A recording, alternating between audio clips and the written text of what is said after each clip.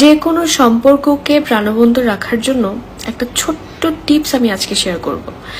সেটা হচ্ছে যে আপনার পার্টনার, আপনার বন্ধু, যে কোনো প্রিয় মানুষ সে যদি আপনার সাথে কথা বলে তার কথাটা মন দিয়ে শুনুন। সে কি বলছে, কি বলতে চাচ্ছে। সে যদি আপনার সাথে তার কোনো প্ল্যান শেয়ার করে, তার কোনো এক্সপিরিয়েন্স শেয়ার করে, তার ভালো লাগা, খারাপ লাগা, এই যে শেয়ারটা করছে, সেই শেয়ারিংটা যখন সে করবে তখন সেটা গুরুত্ব দিয়ে শোনার চেষ্টা করুন। আমরা কি করি, আমরা এই সম্পর্কগুলোর ক্ষেত্রে মানুষকে টেকেন ফর গ্র্যান্টেড নিয়ে নিই। যে কোনো সম্পর্কে এটা হতে পারে, অনেক দিনের বন্ধুত্বের সম্পর্ক, ভালোবাসার সম্পর্ক, ইভেন তো আমাদের বাবা মার সাথেও আমাদের যে সম্পর্কটা, সেক্ষেত্রে আমরা মানুষগুলোকে টেকেন ফর গ্র্যান্টেড নিয়ে নিই। তারা আমাদেরকে কি বলতে চাচ্ছে, কি শেয়ার করতে চাচ্ছে, আমরা সেটা মনোযোগ দিয়ে কখনো কখনো শুনি, আবার কখনো কখনো খুব একটা খেয়াল দিয়ে শুনি না। এটার ফলে যেটা হচ্ছে, আমাদের সাথে তাদের একটা মনস্তাত্ত্বিক দূরত্ব সৃষ্টি হচ্ছে। আপনি হয়তো খেয়ালও করতে পারছেন না যে বন্ধুটা বা যে ভালোবাসার মানুষটা আপনার সাথে আগে ঘন্টার পর ঘন্টা কথা বলে কমফোর্ট ফিল করতো, সেই মানুষটা হুট করে দেখবেন আর আপনার সাথে ঠিক করে সবকিছু শেয়ার করছে না।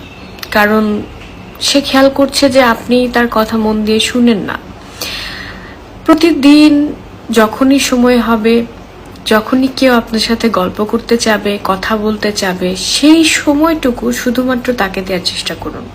নিজের বাবা মার ক্ষেত্রেও হতে পারে এটা, ভাই বোনের ক্ষেত্রেও হতে পারে, হাজব্যান্ড ওয়াইফের ক্ষেত্রে তো এটা মাস্ট বি, এটা অবশ্যই করতে হবে। সম্পর্ককে কখনোই পুরনো হতে দেওয়া যাবে না, সেটাকে সজীব রাখতে হবে, সেটার জন্য চেষ্টা করতে হবে দুই পক্ষ থেকে। জ্ঞান দিচ্ছি টাইপের কথা মনে হলেও না, এটাই আসলে বাস্তব সত্য। আর সম্পর্ক কখনো এক পক্ষ থেকে টিকিয়ে রাখা সম্ভব হয় না যদি দুই পক্ষের সমান এফোর্ট না থাকে।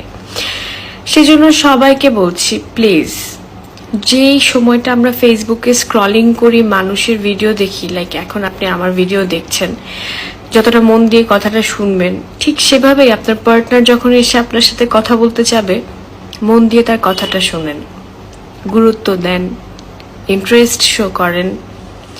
আপনি যেভাবে তাকে বললে সে যেরকম আপনার কথায় গুরুত্ব দেয়, ইন্টারেস্ট শো করে, যদি সে করে থাকে, না করলে আপনাদের দুই পক্ষেরই এটা করতে হবে। সো এভাবে একটা সম্পর্ককে সুন্দরভাবে টিকিয়ে রাখার জন্য চেষ্টা করতে হবে।